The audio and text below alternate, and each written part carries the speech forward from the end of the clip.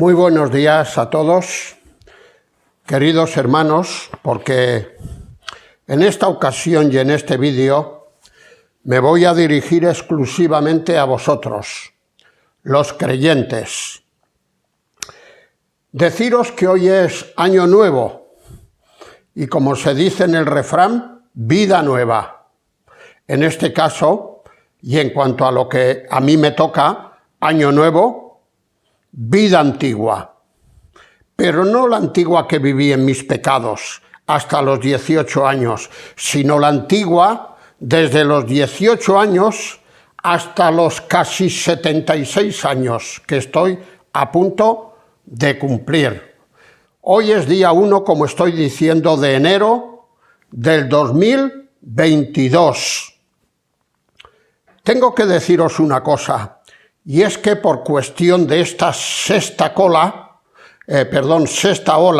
de la pandemia que nos ha venido y con mucha más virulencia que las anteriores, pues debido a las posibles restricciones que las autoridades tendrían, lo que hubiera tenido que grabar en el Parque de la Ciudadela, aquí, en todo esto, que ya me he hecho las fotos, lo que hubiera tenido que grabar ahí, lo grabo en mi casa. Eso sí, me echo con las fotografías del lugar que a mí me interesaba. ¿El por qué he querido grabar este vídeo o hubiera querido grabarlo en el Parque de la Ciudadela de aquí de Barcelona? Bien, en este preciso lugar, aquí precisamente, el día 1 de enero, tal día como hoy, del 1972, es decir, hoy se cumplen 50 años, hoy precisamente, ahí nos prometimos amor para siempre, la que es mi esposa, Raquel, que muchos de vosotros ya la conocéis, y un servidor. 50 años ya llevamos, primeramente de prometidos, y después de casados. ¿Qué ocurrió en este Parque de la Ciudadela? Bueno, muy rápidamente decir de que ese día habíamos quedado los jóvenes de la iglesia a salir al Parque de la Ciudadela y dar una vuelta y al mediodía regresar para nuestras casas. Pues Raquel y yo nos hicimos un poco el despistado. Nos fuimos apartando de los jóvenes y, como se dice vulgarmente, les dimos el esquinazo. Les dimos el esquinazo. Y ahí nos prometimos, ella y yo. Mirad, este es el anillo, que pocos días después nos regalamos, el uno hacia el otro. Mi esposa tiene uno idéntico y aquí dentro del anillo está la fecha. Y esta es la fotografía que muy poco tiempo después nos hicimos los dos. Yo tenía entonces 26 años y mi esposa todavía no llegaba a los 20, aún le quedaba 3 o 4 meses. Tenía 19, mirad qué guapitos estamos. Ahora ya nos hemos hecho un poco más viejecitos. Bien, dejo estas cosas.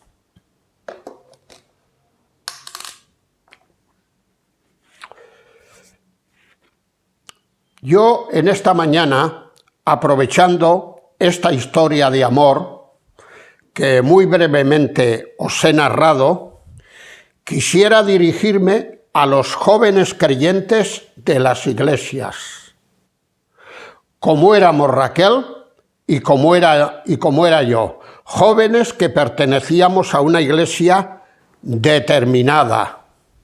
Y para ello voy a leer una lectura muy conocida por todos, que se encuentra en la segunda carta del apóstol San Pablo a los Corintios, capítulo 6, versículos 14 al 18.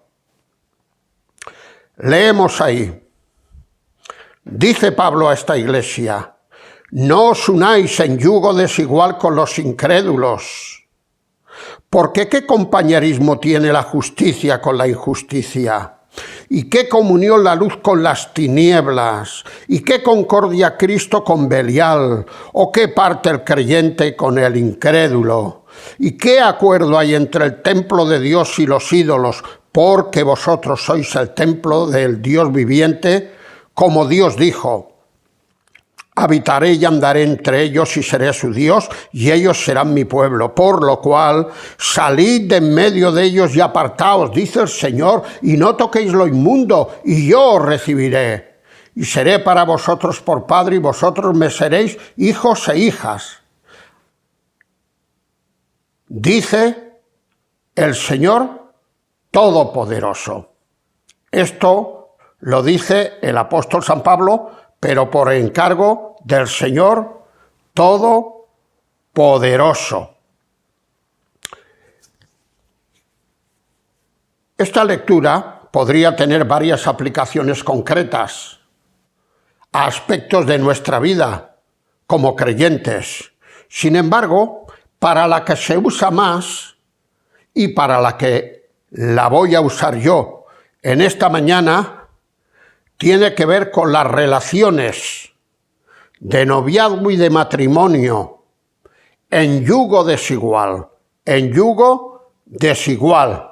Claro, el término yugo desigual hay que aclararlo un poquitín. Esta es una figura o una metáfora que es sacada de la ley, del libro de Deuteronomio. Allí lo deja muy claro. El yugo desigual era, lo dice ahí, el buey, que era un animal puro, según Dios, y el asno, que era un animal impuro, también según la palabra de Dios. Además de que el uno era puro y el otro era impuro, si se ponía un yugo, que era lo que se ponía sobre los cuellos de los animales para trabajar el campo, si se ponía un yugo sobre el cuello del buey y sobre el cuello del asno, el paso iba a ser desigual, por causa de la estatura de ambos. No solamente es que estaba prohibido en la ley por lo de puro o impuro, sino por la estatura, que no era la correcta, y el paso iba, como decimos ahora, iba a ser cambiado. Luego entonces el apóstol San Pablo, que de esto sabía mucho, no es la primera vez que lo hace un montón de veces, era un teólogo, un conocedor de las Sagradas Escrituras del Antiguo Testamento. Pues el apóstol San Pablo toma esta figura y dice: mirad, hermanos, mirad, corintios, no os unáis en yugo desigual. No os unáis en yugo desigual. Y ahora va a dar unas razones que muy rápidamente yo voy a repasar. Hay unas razones para que sigamos esta recomendación de Pablo. La primera razón la dice a continuación. Dice: porque ¿qué compañerismo tiene la justicia con la injusticia? El creyente se le conoce en la palabra de Dios como justo, no porque no pequemos, sino porque estamos escondidos en el que es justo, el Señor Jesucristo, justo por antonomasia, mientras que el que todavía no ha acudido al Señor Jesucristo sigue estando en su condición natural u original, injusticia. No os unáis. El profeta Amós, en su capítulo 3 y versículo 3, añadiría: ¿andarán dos juntos si no estuvieran de acuerdo? Imposible. Si dos quieren programar, promover cosas y andar juntos toda su vida y cada día se están tirando los tejos por la cabeza, pues en 4 días esto se rompe, esto no va a funcionar. ¿Andarán dos juntos si no estuvieran de acuerdo? Pues claro que no. Por eso el apóstol dice: es que no os podéis unir de esta manera, porque no vais a estar de acuerdo en nada. El apóstol San Pablo, dirigiéndose a creyentes, dirá: Justificados pues por la fe, tenemos paz para con Dios. Vosotros sois justos a través del principio de la fe que depositasteis en el Señor cuando fuisteis y le pedisteis perdón de vuestros pecados, ¿verdad? Y luego dirá también en esta carta, recordando lo que eran antes de convertirse al Señor, dirá, y esto erais algunos, mas ahora ya habéis sido justificados. Aquello que erais antes ladrones, malhechores, afeminados, creo que dice también, ha quedado atrás. Ahora ya habéis sido justificados.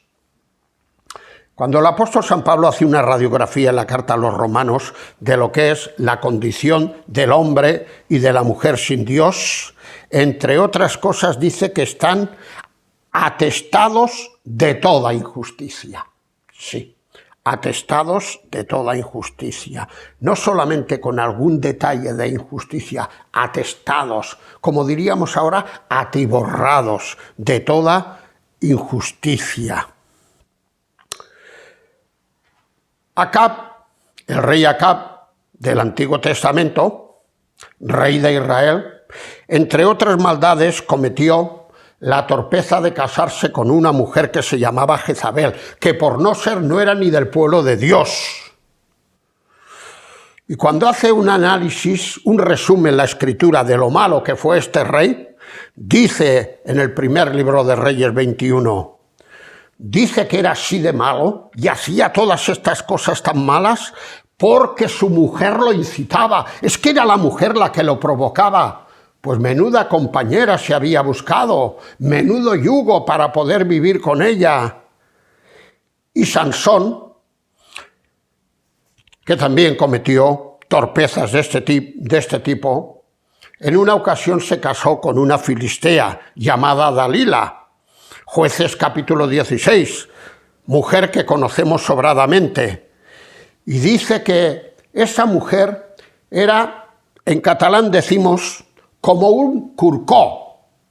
Era como, no me acuerdo ahora, aunque yo soy castellano, pero no me acuerdo el equivalente en castellano. Era una cosa que no paraba de insistir, no insistía. Y dice que esta mujer, insistiéndole cada día a Sansón, a que le contase las cosas y cuál era el secreto de su pelo y de su fuerza y de todo eso.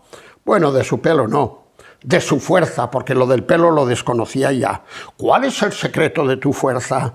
Dice ahí el libro de Jueces, que presionándolo su mujer cada día, su alma fue reducida a mortal angustia, y le dijo todo aquello que no le tenía que haber dicho, porque aunque era mujer suya, pertenecía a otro pueblo que era enemigo del pueblo de Israel y enemigo del mismo Sansón. Pero una mujer tan insistente, tan persistente, al final acabó con su resistencia y su alma se la entregó. Fue reducida a mortal angustia. Primera razón por la que no nos tenemos que juntar en yugo desigual. ¿Qué compañerismo tiene la justicia con la injusticia? Segunda razón, dice Pablo aquí, ¿y qué comunión la luz con las tinieblas?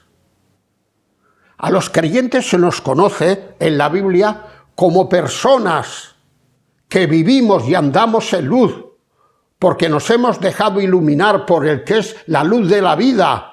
Como dijo el Señor Jesucristo en el Evangelio de Juan, yo soy la luz del mundo, el que me sigue no andará en tinieblas. A los creyentes se nos conoce como la luz.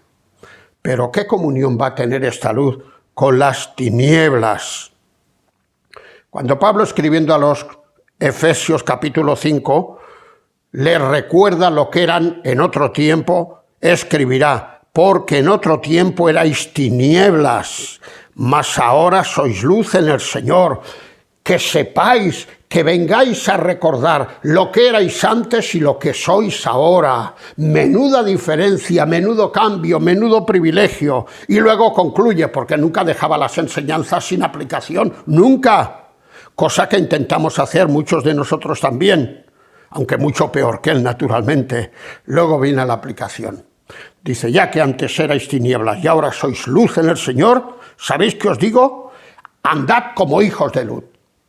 Sed consecuentes con lo que sois. ¿No sois luz? Pues tenéis que andar como hijos de luz, como vuestro Padre es, el cual habita en luz inaccesible, ¿verdad que sí? ¿Y qué comunión hay entre la luz y las tinieblas? Una tercera recomendación que hace Pablo aquí.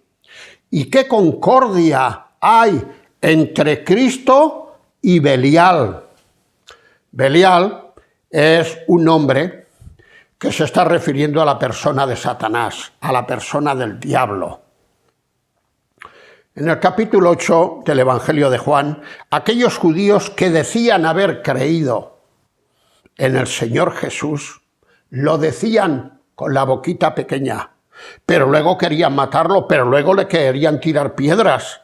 Y el Señor Jesús les dice, pero bueno, ¿cómo decís vosotros que sois hijos de Abraham y que sois ya creyentes? Pero si no creéis en mí, a mí me queréis matar, pero ¿cómo puede ser eso? Vosotros sois de vuestro padre el diablo, y las obras de vuestro padre el diablo queréis hacer. El diablo es mentiroso y homicida desde el principio. Estoy jugando con la memoria. Y vosotros queréis hacer lo mismo, hombre, por favor. ¿Qué tiene que ver la concordia, frase que se está refiriendo a los creyentes, con Belial? Bien, tal vez aquí yo tenga que hacer una necesaria puntualización, porque estoy pensando que algunos de los amigos, que sé que hay muchos amigos todavía no creyentes, que verán este vídeo, yo no quiero que se ofendan, porque yo no intento ofenderles con estas expresiones, ni el apóstol San Pablo tampoco. Por lo tanto, quiero hacer una necesaria puntualización. Nada de insultos ni de menosprecios. Nada de frases peyorativas en contra de las personas que todavía no han entregado sus vidas al Señor. Nada de esto, vaya esto por delante. Queridos amigos, de verdad os lo digo con todo mi corazón. Por supuesto que todos mis respetos hacia ese tipo de personas que todavía están en la condición antigua. Yo también estuve durante 18 años en esa condición antigua hasta que me di cuenta del error. Nada en contra vuestra, por supuesto, simplemente estoy reproduciendo y ampliando lo que el apóstol San Pablo dice aquí.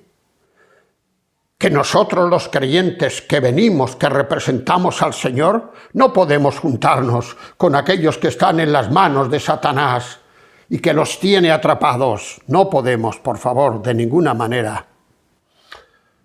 Cierro esta breve puntualización que creo que era necesaria. Alguien ha dicho, y creo que con no poca razón, ¿tú querrías tener a Satanás por suegro? Caramba, qué bruto. Pues sí, aunque la frase es dura, pero refleja una realidad. Si tú te casas con uno que no es creyente, que sigue a Belial, que sigue a Satanás, que sepas que vas a tener por suegro a Satanás. Una cuarta recomendación que hace aquí el apóstol. Dice, ¿o qué parte el creyente con el incrédulo? Aquí, al seguidor del Señor se le llama creyente porque hemos creído. A todos los que creyeron, dice Juan, creo, capítulo 1, a los que creen en su nombre les dio el derecho, la potestad de ser hechos hijos de Dios. Por lo tanto, nosotros somos creyentes. Y los otros, los que no han dado todavía este paso, siguen en su incredulidad. Cuando el apóstol San Pablo, escribiendo a estos mismos corintios en el capítulo 7, en el versículo 5, dice que el matrimonio, él está pensando ahí en un matrimonio correctamente realizado, creyente con creyente. Dice, no os neguéis el uno al otro, para no ser tentados por el diablo a causa de vuestra naturaleza pecaminosa. No os neguéis el uno, se está refiriendo a las relaciones de pareja, relaciones conyugales, naturalmente, diciendo a no ser para dedicaros a la oración. Si estamos con una persona que no es creyente como nosotros, difícilmente nos podremos dedicar con ella a la oración, más bien se va a reír de nosotros. En este mismo capítulo 7, él habla de que a veces surgen problemas en la pareja, porque resulta que el hombre se ha convertido después de estar casado ya. Se había casado con su pareja siendo los dos del mundo. Y cuando el hombre se casa, pues la otra parte le hace prácticamente la vida imposible. Dice, bueno, si la otra parte te está queriendo hacer la vida imposible y quiere que dejes al Señor, de ninguna manera. Tú no te separes de ella. Si ella no quiere vivir contigo, o él, pues que se vaya, porque tú no estás sujeto a servidumbre. Y si porque no se fuera claudicaras y volvieras para atrás, volverías a estar bajo las garras del diablo. Y luego ya al final de este capítulo 7 de la primera carta a los Corintios, dedicado totalmente al matrimonio, dice que si a un creyente se le muere el cónyuge, sea el hombre o sea la mujer, dice libres para volverse a casar con quien quiera, pero hace una puntualización, con tal que sea en el Señor. Por supuesto, yo conozco a matrimonios que cuando tenían 20 o 25 años uno de los dos ha fallecido. ¿Qué tiene que hacer el vivo? ¿Estarse toda la vida sin pareja? No, de ninguna manera, que hay mucha vida por delante. El Señor ya le pondrá delante otra persona, pero eso sí, hay una condición, que sea creyente, con tal que sea en el Señor, con tal que sea en el Señor. Queridos hermanos, nos guste o no nos guste, hemos de reconocer que los intereses y las prioridades de ambos, de un creyente y de una no creyente, o viceversa, son por fuerza diferentes. El creyente está pensando en la iglesia. La parte no creyente está pensando en los varietés, en los bailes, en los teatros, en el molino, ya que estamos en Barcelona. Yo he conocido a creyentes que después de convertirse me han dicho, cuando yo y mi esposa no éramos creyentes íbamos al molino y veíamos el destape y les tirábamos cosas a los artistas que allí se quitaban la ropa, porque todo el mundo hacía lo mismo, pero ahora detesto estas cosas, claro.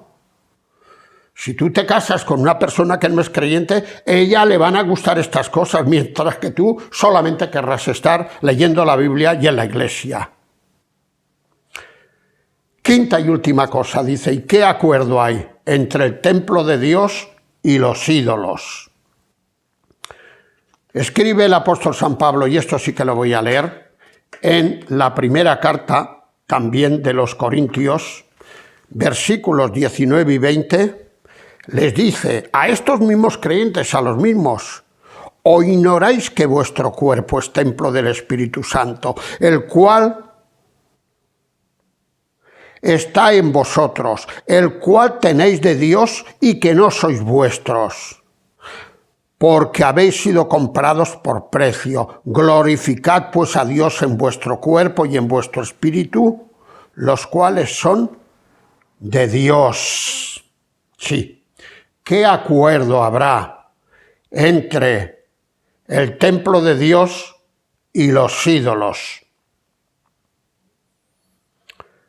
Bien, establecidas ya estas 5 razones, hay 3 recomendaciones finales que hace el apóstol San Pablo.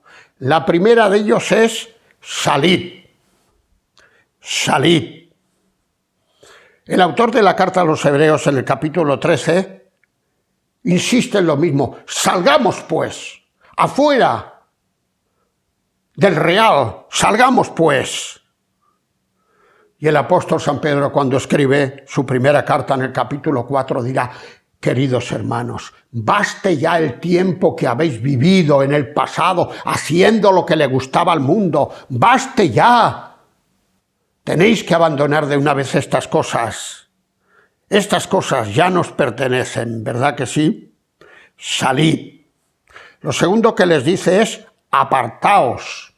Y aquí tengo que hacer otra pequeña puntualización, como he hecho antes, con lo de Belial. Creo que es necesaria.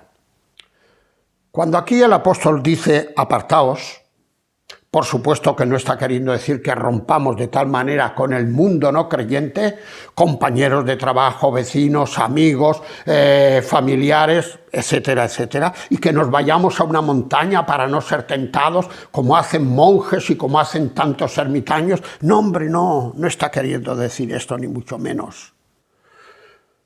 El apóstol quiere que tengamos, hasta donde podamos, buenas relaciones con todos. Y para tener buenas relaciones tenemos que estar en medio de ellos. Pero no aquellas relaciones que entrañen un compromiso. No es el momento porque me viene ahora a la memoria, pero yo, recién casado, hice amistad con un vecino porque los niños, Misrael y la niña aquella que creo que se llamaba Patricia, pero no recuerdo, hablo ya de hace pues casi 50 años, hicieron amistad en el parvulario, en el colegio, y ellos bajaron a merendar varias veces y nosotros subimos, vivíamos en la misma escalera y nos fuimos enredando tanto con ellos que una vez les invitamos a venir a la montaña, que escucharan el Evangelio y nos dijeron que no, que a ellos no les gustaba esto, pero por otro lado nos propusieron que nos fuéramos con ellos solos a otro sitio como parejas. Hombre, por favor, yo casi estuve a punto de pegármela porque era tal la simpatía que les tenía, pero no, hombre, no de ninguna manera. Cuando me lo pensé 2 veces digo, pero ¿cómo? Esto hay que cortarlo. Buenas relaciones sí, pero que se queden ahí, que no lleguen a comprometerme y a irme apartando cada vez más del Señor y de las cosas del Señor. En Abraham y en Isaac tenemos un ejemplo muy claro. Abraham tenía muy buenas relaciones con los vecinos.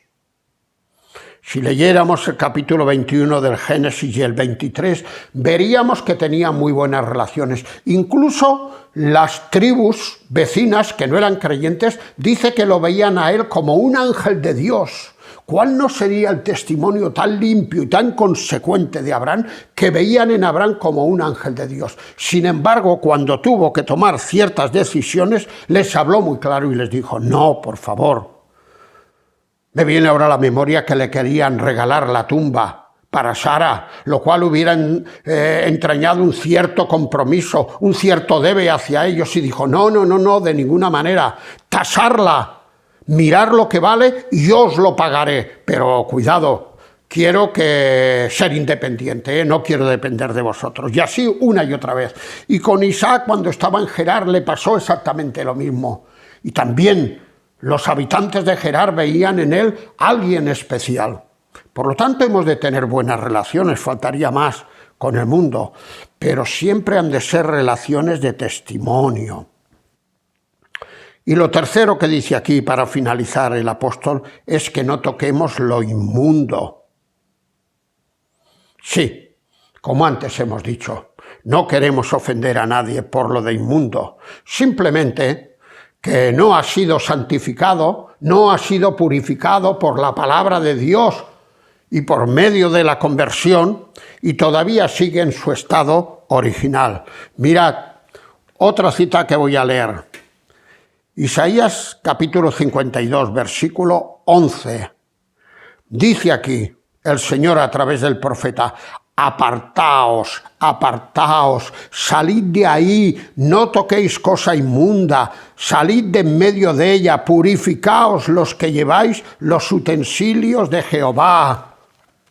Aquellos sacerdotes, aquella gente que estaba sirviendo en el templo y en el tabernáculo a Dios con los utensilios, tenían que estar siempre puros. Y si había alguna cosa impura cerca de ellos, se tenían que apartar. Se tenían que apartar.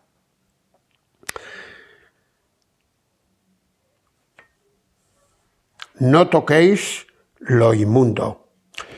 3 resultados finales. Si seguimos esta obediencia, estas recomendaciones, dice el Señor en primer lugar, si lo hacéis así, yo os recibiré. Estaré muy contento de vosotros. Segunda,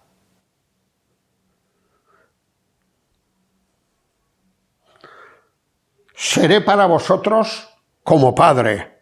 Y la tercera, vosotros me seréis a vuestra vez para mí como hijos y como hijas. Es decir, ya somos hijos, pero si seguimos obedeciendo al Señor, habrá unas relaciones muy estrechas de intimidad, sin ningún impedimento. Sin ningún impedimento. Estoy llamando a mi esposa para que venga a desconectarme esto. ¿Cuál es el aldabonazo final de estos argumentos del apóstol San Pablo? Termina diciendo: todo esto lo dice el Señor Todopoderoso. En la carta a los Efesios capítulo 3 y versículo 20, Pablo escribirá: Dios es poderoso para hacer todas las cosas mucho más abundantemente de lo que pedimos o entendemos. Tenemos, queridos hermanos, a alguien que es poderoso y Él nos dará las fuerzas para poder llevar adelante estas recomendaciones. Dejadme que termine en oración. Señor y Padre, yo te doy muchas gracias. Bueno, te las damos tanto un servidor como Raquel, por el día en que tomamos la decisión de unirnos, primeramente en noviazgo, y después, no mucho tiempo después, dentro del mismo año, por cierto, en santo matrimonio. 50 años, que se dice muy pronto. Si queremos ser realistas, en estos años ha habido de todo, como ocurre en la gran mayoría, por no decir en todos los matrimonios.